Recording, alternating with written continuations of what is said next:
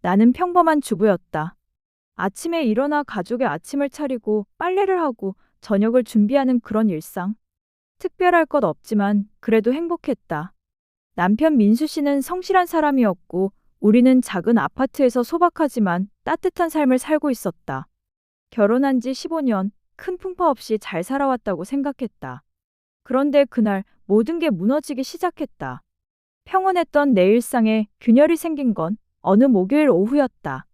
민수 씨의 휴대폰에서 계속 문자 알림이 울렸다. 처음엔 대수롭지 않게 생각했지만 알림음이 멈추지 않았다. 10번, 20번 그 이상이었다. 이상하다는 생각이 들었고 가슴이 두근거리기 시작했다. 뭔가 잘못됐다는 예감이 스멀스멀 올라왔다. 민수 씨는 화장실에 있었고 나는 무심코 그의 휴대폰을 집어들었다. 화면에 가득한 문자들, 대출 독촉, 연체 안내, 사채업자로 보이는 협박성 메시지들. 나의 손이 나도 모르게 떨리기 시작했고 심장이 빠르게 뛰기 시작했다. 이게 뭐지? 무슨 일이 일어나고 있는 거지? 머릿속이 하얘졌으며 숨이 막혔다. 민수 씨가 화장실에서 나왔을 때 나는 그의 휴대폰을 들고 서 있었다. 그의 얼굴이 순식간에 창백해졌다. 죄책감, 두려움, 그리고 체념. 다른 말로 설명을 할 필요도 없이 그의 표정이 모든 걸 말해주고 있었다. 여보, 이게 뭐예요? 이 문자들이 다 뭐예요? 민수 씨는 말을 잇지 못했고 입술만 바르르 떨고 있었다. 나는 분노가 치밀어 올랐고 참았던 목소리를 높였다. 대체 무슨 일이 있는 거예요? 지금 당장 말 좀 해봐요. 그제야 민수 씨가 무릎을 꿇었고 울먹이며 말했다. 목소리는 떨렸고 눈에서는 눈물이 흘러내렸다. 미안해. 정말 미안해. 나도 모르게 이렇게 됐어. 정말 미안해. 그 말을 듣고도 상황을 이해할 수 없었다. 민수 씨는 떨리는 목소리로 고백하기 시작했다. 스포츠 도박이었다. 처음엔 친구들과 재미로 소액으로 가볍게 시작했다고 했다. 그런데 한 번 따고 나니 욕심이 생겼고 잃고 나니 본전 생각이 났고 그렇게 점점 깊이 빠져들었다고 했다. 나는 믿을 수가 없었다. 우리 남편이? 그 성실하고 조용하던 사람이? 민수 씨는 계속 고백을 이어갔다. 대출을 받았고 보험을 해약했고 퇴직금 중간 정산까지 했다고 했다. 그리고 그것도 모자라 사채까지 손을 대고야 말았다. 얼마냐고 물었을 때 그가 내뱉은 숫자에 나는 그 자리에 주저앉고 말았다. 약 8천만 원. 우리가 평생 모은 돈보다 많은 액수였다. 온몸에 힘이 빠져서 다리가 풀렸다. 숨이 제대로 쉬어지지도 않았다. 가슴이 답답하고 눈앞이 캄캄했다. 분노와 배신감 그리고 말할 수 없는 공포가 한꺼번에 밀려왔다. 우리 삶이 우리가 함께 쌓아온 모든 것이 한순간에 무너져 내리는 소리가 들리는 것 같았다. 당신 미쳤어요? 정말 미쳤어요. 우리 애들은 어떻게 하라고? 우리 이제 어떻게 살라고? 나는 소리를 질렀다. 목이 쉬도록 계속 소리를 질렀다. 민수 씨는 고개를 숙인 채 눈물만 흘렸다. 주저앉아 울었다. 아니, 울부짖었다. 이게 현실이라는 게 믿기지 않았고 악몽이었으면 좋겠다고 생각했다. 그날 밤 나는 머릿속이 복잡해 한숨도 자지 못했다. 어떻게 해야 하지? 이 빚을 어떻게 갚지? 아니, 그 전에 우리는 어떻게 살아야 하지? 무섭고 불안하고 화가 났고 동시에 막막했다. 다음 날 아침 나는 시어머니에게 전화를 걸었다. 이 상황을 알려야 한다고 생각했다. 손이 떨렸지만 어쩔 수 없었다. 시어머니는 전화를 받자마자 밝은 목소리로 물었다. 지영아. 아침 일찍 무슨 일이야? 나는 떨리는 목소리로 상황을 설명했다. 민수 씨가 도박에 빠져서 큰 빚을 졌고 이제는 사채업자들한테까지 쫓기고 있다고 말씀드렸다. 목소리가 떨렸고 눈물이 났다. 그런데 시어머니의 반응은 예상과는 완전히 달랐다. 뭐? 그게 무슨 소리야? 우리 민수가 그럴 리 없어. 네가 뭘 잘못 본 거 아니야? 나는 당황했다. 잘못 본 게 아니라고 민수 씨도 인정했다고 말했다. 하지만 시어머니께서는 믿지 않았다. 아니, 믿고 싶지 않아 하는 것 같았다. 요즘 스트레스가 많아서 그래. 너무 몰아붙이지 마. 민수가 얼마나 힘들었으면 그랬겠어. 지영아, 네가 좀 더 이해심을 가지고 잘 좀 대해줘. 나는 말문이 막혔다. 이건 스트레스 문제가 아니었다. 우리 가정이 무너지고 있는데 시어머니는 아들을 감싸기에만 급급하셨다. 분노가 치밀었지만 참았다. 며칠 후 시어머니가 우리 집에 찾아오셨다. 시어머니께서 민수 씨를 꾸짖고 정신 차리라고 말해줄 거라 기대했다. 하지만 현실은 정반대였다. 시어머니는 민수 씨를 보자마자 울기 시작했고 민수 씨를 껴안으며 등을 쓰다듬었다. 아이고, 우리 아들. 얼마나 힘들었니? 어쩌다 이렇게 됐어. 엄마가 미안해. 그리고는 돌아보며 날카로운 목소리로 말씀하셨다. 지영아, 너 남편한테 어떻게 대했길래 민수가 그랬겠어? 남자가 집에서 편하지 않으니까 밖에서 삐뚤어지는 거야. 네가 집안을 제대로 챙겼으면 우리 아들이 이 지경이 됐겠어? 나는 귀를 의심했다. 지금 이 상황에서 나를 탓하는 건가? 불신이 밀려왔다. 시어머니는 목소리를 점점 더 높이며 계속 말을 이어가셨다. 내 아들은 나쁜 놈 아니야. 그냥 잠시 길을 잃었을 뿐이야. 네가 좀 더 이해해주고 감싸줘야지. 이럴 때 아내가 옆에서 붙들어줘야 하는 거 아니야? 나는 참고 또 참았지만 결국 폭발하고 말았다. 더 이상 참을 수 없었다. 어머니, 지금 무슨 말씀을 하시는 거예요? 민수 씨가 우리 집안을 완전히 망쳐놨어요. 8천만 원이에요. 8천만 원. 이게 제 잘못인가요? 제가 도박을 하라고 부추겼나요? 시어머니의 얼굴이 굳어졌고 그리고 더 큰 소리로 말했다. 그래, 네 잘못이야. 남편을 제대로 챙기지 못한 네 잘못이라고. 네가 현명한 아내였으면 남편이 이렇게까지 안 됐어. 나는 믿을 수 없다는 표정으로 시어머니를 바라봤다. 가슴이 무너져 내렸고 분노보다는 허탈함이 먼저 밀려왔다. 어머니께서 그렇게 나오시면 저도 할 말이 있어요. 민수 씨는 어머니 아들이기 전에 제 남편이고 우리 가족의 가장이에요. 그 사람이 저지른 일에 대해서는 본인이 책임져야 해요. 시어머니께서 벌떡 일어나셨고 얼굴이 붉게 달아올랐다. 뭐? 지금 나한테 대드는 거야? 이게 시어머니한테 할 말이야? 죄송하지만 어머니께서 먼저 저를 무시하셨잖아요. 이 상황에서 저한테 잘못을 돌리시는 건 너무하세요. 시어머니께서 손가락으로 나를 가리키며 소리쳤다. 너 같은 며느리 때문에 우리 아들이 이 꼴이 된 거야. 네가 좋은 아내였으면 남편이 도박에 빠졌겠어? 나는 더 이상 참을 수 없었다. 눈물이 쏟아졌고 억울함과 분노가 한꺼번에 터져 나왔다. 그럼 어머니가 좋은 부모셨으면 아들이 이렇게 됐을까요? 어머니는 항상 아들만 감싸시잖아요. 잘못한 것도 두둔하고. 그러니까 책임감도 없이 이렇게 큰일을 저지른 거예요. 순간 시어머니가 내 뺨을 때렸고 따끔한 통증이 느껴졌다. 믿을 수 없었다. 나는 뺨을 감싸 쥐고 시어머니를 바라봤다. 시어머니의 눈에는 분노가 가득했다. 감히 네가 어떻게 나한테? 민수 씨가 그제야 끼어들었지만 그의 목소리는 힘이 없었다. 엄마, 그만하세요.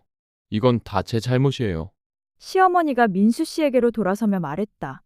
민수야, 너는 가만히 있어. 엄마가 다 해결해 줄게. 나는 뺨을 감싸준 채 소리쳤다. 해결요? 어머니가 뭘 해결하실 건데요? 8천만 원 빚을 다 갚아주실 건가요? 정말 대책이 없으세요. 시어머니는 입을 닫으시고는 가방을 집어들며 말했다. 나 같은 건 필요 없다는 거지? 좋아. 앞으로 너희끼리 알아서 해. 시어머니는 쾅 하고 문을 닫고 나가셨다. 집안에는 무거운 침묵만 남았으며 민수 씨는 고개를 숙인 채 아무 말도 하지 못했다. 나는 소파에 주저앉아 울었다.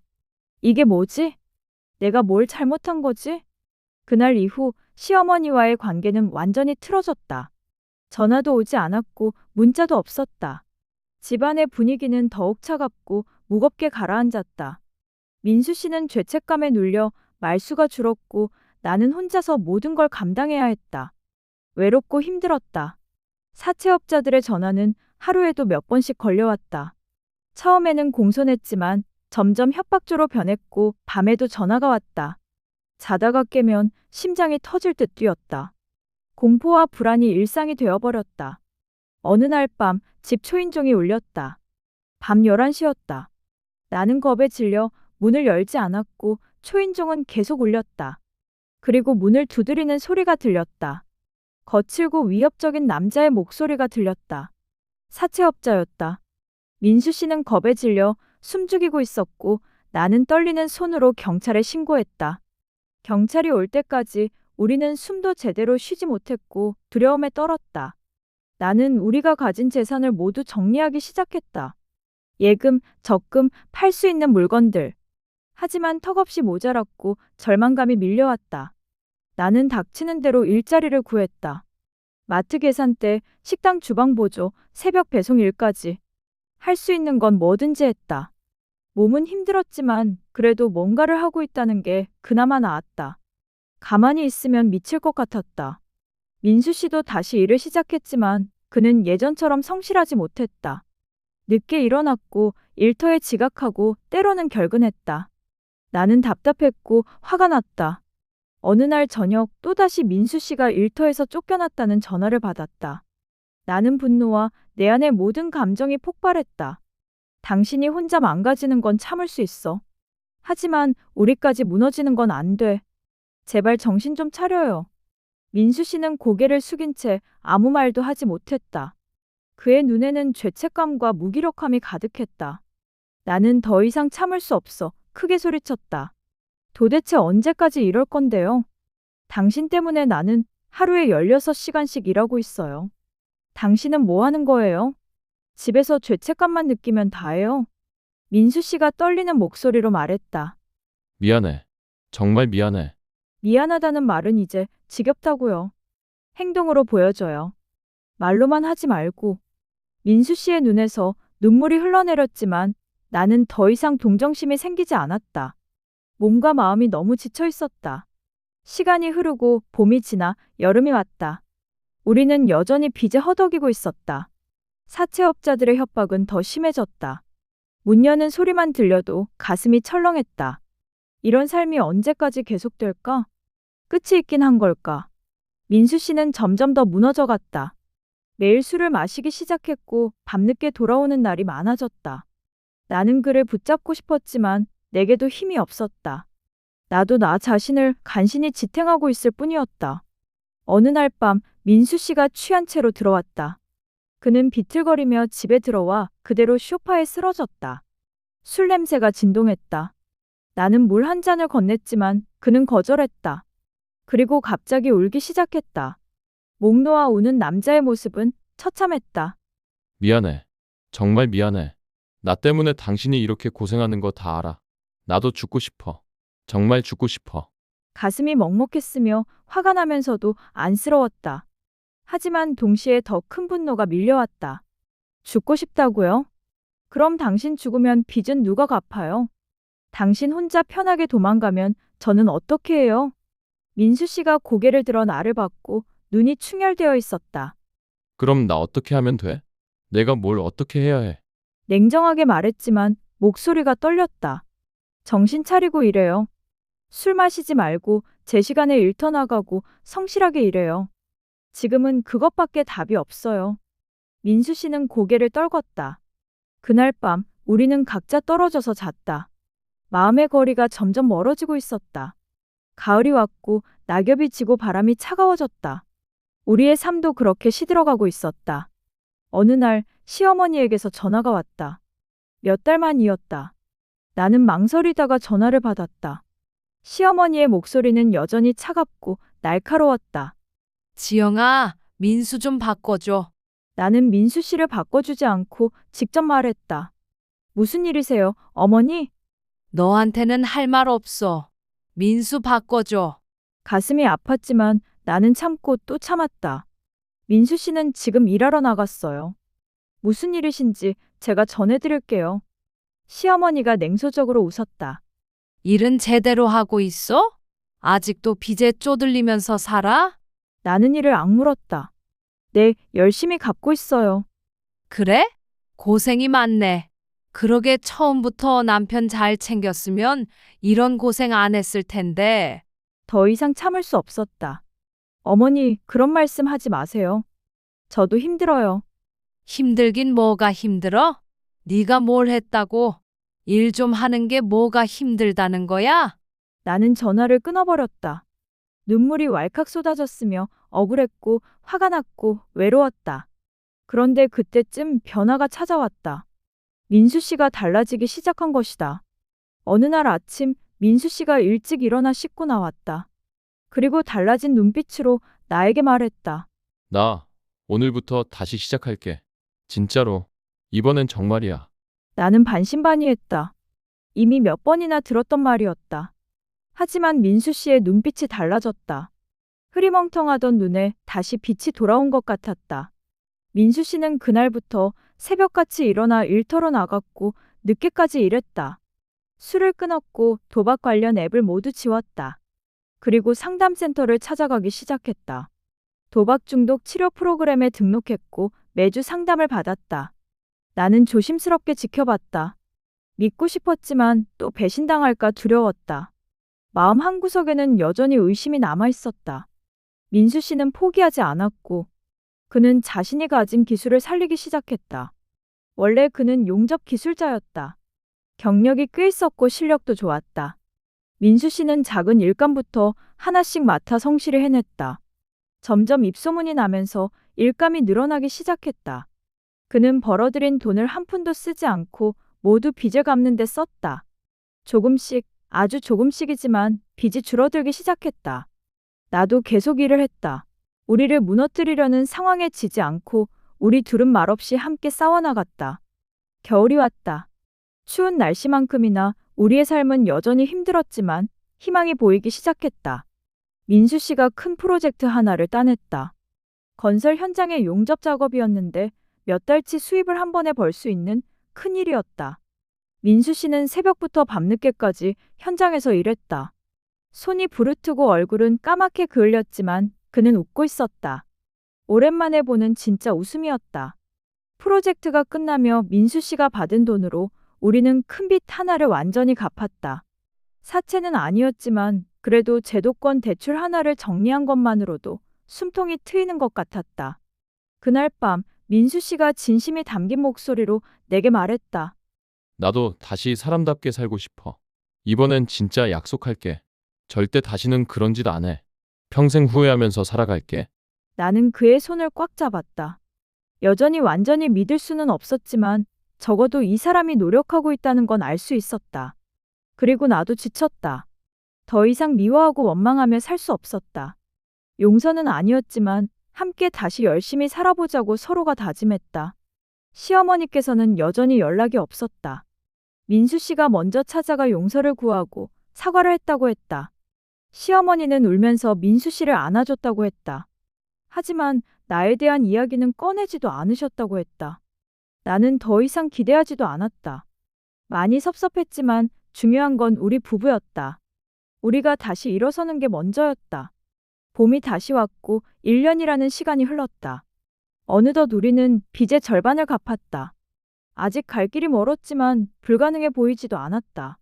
민수 씨는 이제 작은 용접 공방을 차릴 계획을 세우고 있었다. 그의 계획을 들으며 조심스럽게 응원했다. 그에게도 점점 희망이 빛이 보였다. 어느 주말 오후 우리는 오랜만에 공원을 함께 산책했다. 벚꽃이 만개해 있었고 바람에 꽃잎이 날리는 모습이 아름다웠다. 민수 씨가 내 손을 잡았다. 거친 손이었지만 따뜻했다. 고마워. 날 버리지 않아줘서. 정말 고마워. 나는 아무 말 없이 고개를 끄덕였다. 우리는 말없이 그렇게 걸었다. 나는 여전히 많은 시간 일을 해야 했지만 이제는 조금 마음의 여유가 생겼다. 몸은 여전히 힘들지만 마음은 한결 가벼워졌다. 민수 씨가 첫 고객을 맞이한 날 나도 공방에 가봤다. 작은 공간이었지만 깨끗하게 정리되어 있었다. 민수 씨는 작업복을 입고 진지한 표정으로 일하고 있었다. 그 모습이 너무나 자랑스러웠고 이 사람이 다시 일어섰구나.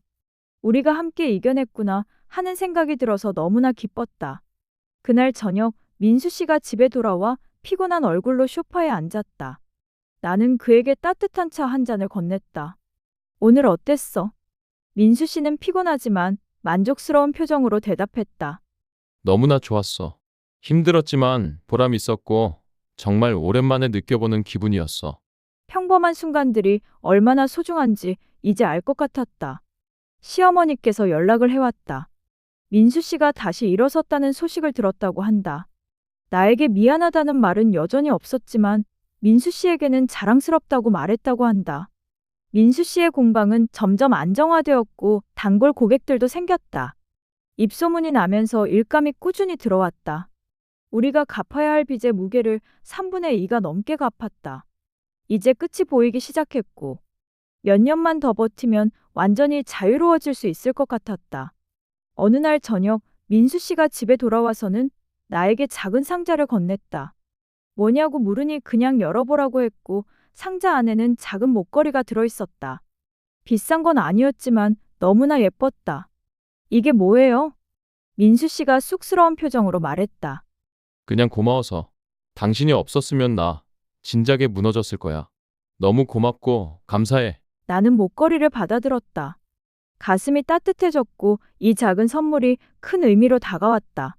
내년엔 더 나아질 거야. 약속할게. 우리 꼭 행복해지자. 나는 고개를 끄덕였다. 그래, 우리는 행복해질 자격이 있다. 이렇게 힘들게 싸워왔으니까. 새해가 밝았고 새로운 한 해가 시작이었다. 민수 씨의 공방은 이제 제법 자리를 잡았고 나도 더 안정적인 일자리를 구했다. 빚은 계속 줄어들었다. 그리고 마침내 그날이 왔다. 마지막 남은 빚을 갚는 날. 민수 씨와 나는 은행에 함께 갔다. 금액을 입금하고 완납 확인서를 받았다. 그 종이 한 장이 주는 무게감은 엄청났다. 드디어 우리는 해냈다. 정말로 끝이다. 은행을 나오며 민수 씨가 나를 꼭 안아주었다. 사람들이 보는 것도 신경 쓰지 않고 그냥 안았다. 나도 그를 안았고 우리는 한참 동안 그렇게 서 있었다. 말은 필요 없었고 모든 게 그 순간에 담겨 있었다. 집으로 돌아오는 길 우리는 손을 잡고 걸었다. 하늘은 맑았고 바람은 상쾌했다. 이제 우리는 자유로웠다. 빚에서, 공포에서, 불안해서. 그날 밤 우리는 작은 케이크를 사서 조촐하게 축하를 했다. 큰 잔치는 아니었지만 충분했다. 민수 씨가 케이크를 자르며 말했다. 정말 고마워. 날 포기하지 않아줘서. 다시 기회를 줘서. 나는 웃으며 대답했다. 당신은 혼자가 아니에요. 우리 함께 이겨낸 거예요. 민수 씨가 내 손을 꼭 잡았다. 그의 손은 여전히 거칠었지만 그 안에서 따뜻함이 느껴졌다. 우리는 그렇게 새로운 시작을 맞이했다. 앞으로도 쉽지만은 않을 것이다. 인생은 원래 그런 것이니까. 시어머니와의 관계는 여전히 회복되지 않았다. 여전히 나에게 사과하지 않았지만 나는 그것을 받아들이기로 했다. 완벽하지 않아도 괜찮았다. 중요한 건 우리가 점점 앞으로 나아가고 있다는 것이었다. 계절은 또 바뀌었다. 봄이 왔고 벚꽃이 피었다. 벚꽃잎이 바람에 날렸고 우리는 말없이 걸어갔다. 갑자기 민수 씨가 멈춰서서 나를 바라봤다. 행복해?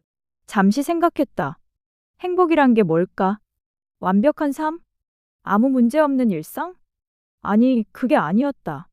행복은 함께 이겨낸 시간들, 서로를 포기하지 않은 선택들, 그리고 지금 이 순간에 있었다. 네, 행복해요. 당신과 함께여서 정말 행복해요. 민수 씨가 웃었다. 진심 어린 미소였다. 과거는 과거였고 중요한 건 지금 그리고 앞으로였다. 평범한 부부의 평범하지 않았던 시간들의 이야기. 완벽하지 않지만 그래도 괜찮다. 그것만으로 충분하다. 결혼 생활을 하면서 사건 사고 없이 잔잔하기만 한 결혼 생활은 없다. 우리는 그 힘든 시간을 포기하지 않고 견뎌냈고 우리 사이는 더 단단해졌다. 내일이면 다시 해가 뜰 것이고 우리는 또 하루를 멋지게 시작할 것이다. 그렇게 우리의 이야기는 계속된다. 오늘도 저희 사랑과 전쟁을 시청해 주셔서 진심으로 감사드립니다. 앞으로도 좋은 이야기로 찾아오겠습니다. 오늘의 이야기가 유익하셨다면 구독과 좋아요, 알림 설정 부탁드립니다. 감사합니다.